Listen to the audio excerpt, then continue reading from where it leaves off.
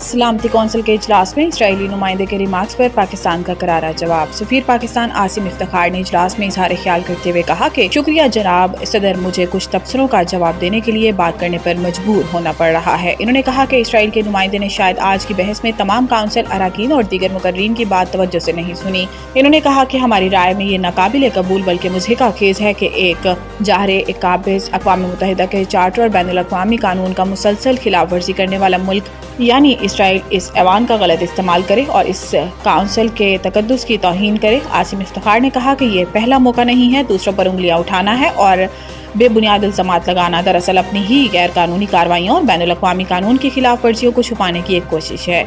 इन्होंने कहा कि इसराइल ने एक गैर मुतल्लका वाक़ये का हवाला देना भी ज़रूरी समझा और पाकिस्तान के बारे में गुमराहकुन रिमार्क्स दिए ताकि अपनी ही गैर कानूनी कार्रवाइयों और बैनुल अक़वामी कानून की खिलाफ वर्जियों को दुरुस्त साबित कर सके।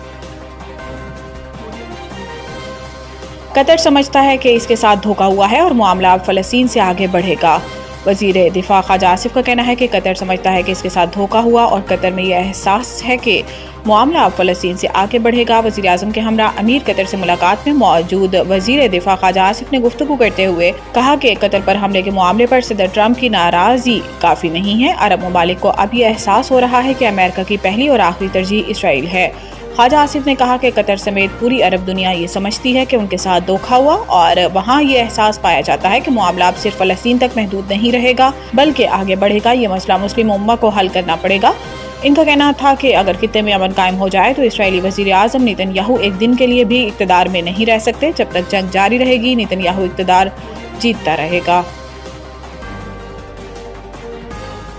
तोशाखाना 2 इमरान खान और बुशरा बीबी की जल्द समाअत और ट्रायल रोकने की दरख्वास्त दायर। हाई कोर्ट में ये अपील बैरिस्टर सलमान सफदर और चौधरी के जरिए दायर की गई, जिसमें मौक़िफ़ इख्तियार किया गया है कि ट्रायल कोर्ट ने नवंबर 2024 में बरियत की दरख्वास्त मुस्तरद की थी, जिसके खिलाफ 21 जनवरी 2025 को अपील दायर की गई। अपील की आखिरी समाअत 25 अप्रैल को हुई। इसके बाद से मामला ज़ेरे इल्तवा है। दरख्वास्त में मजीद कहा गया है कि अपील में ताख़ीर से दरख्वास्त गुजार के बुनियादी हकूक मुतासिर होने का खदशा है, जबकि ट्रायल कोर्ट गैर मामूली तेजी से कार्रवाई आगे बढ़ा रही है। दरख्वास्त गुजार के मौक़िफ़ के मुताबिक अपील पर फैसला आने से पहले अगर ट्रायल मुकम्मल हो गया तो अपील का फ़ायदा ख़त्म हो जाएगा। इसलिए अदालत से इस्तदा की गई है कि अपील का फैसला होने तक ट्रायल रोका जाए।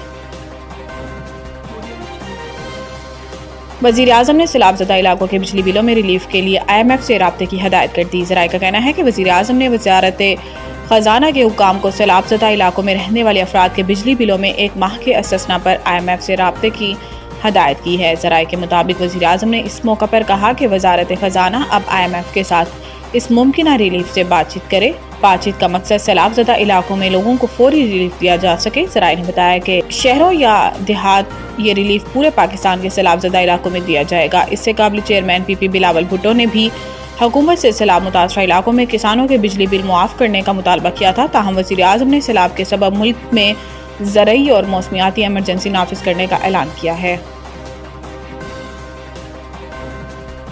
दरियाए सिंध में पानी की सतह बुलंद। नौशहर फिरोज में कई बस्तियां ज़ेरे आब, इलाका मकीन नकल मकानी पर मजबूर। महकमा आबपाशी के मुताबिक नौशहर फिरोज से 3 लाख क्यूसिक का रेला गुजर रहा है। कश्मीर में सैलाबी सूरत हाल बरकरार है। पैंदन के मकाम पर पानी की सतह 6,65,576 क्यूसिक है। गुड्डू बैराज के मकाम पर पानी की सतह में इजाफा हुआ है। गुड्डू बैराज अप स्ट्रीम में पानी की सतह 5,12,662 क्यूसिक है। पंजाब के तीनों दरियाओं के गिर्द रहने वाली आबादियों को सैलाब के बाईस मुश्किलात दरपेश हैं। शुमाली पंजाब के अजला सियालकोट, लाहौर, गुजरावाला, फैसलाबाद, वजीराबाद, शेखुपुरा, कसूर समेत मुतअद्दिद इलाकों से पानी क्लियर हो चुका है, जबकि जनूबी पंजाब के बिश्तर अजला अब भी सैलाबी पानी में डूबे हुए हैं। मुल्तान, बिहाड़ी, मुजफ्फरगढ़, राजनपुर, लोधरा, अलैया, खानेवाल, बहावलपुर और बहावलनगर के बिश्तर इलाकों में पानी जमा है।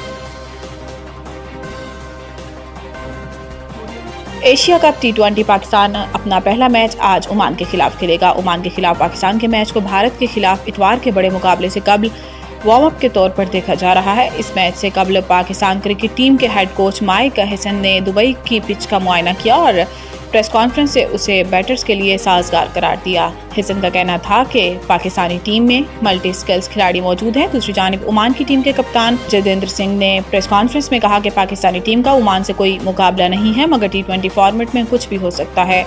उनका कहना था कि एशिया कप में बड़ी टीमों के खिलाफ खेलना ओमान के लिए एक मौका है।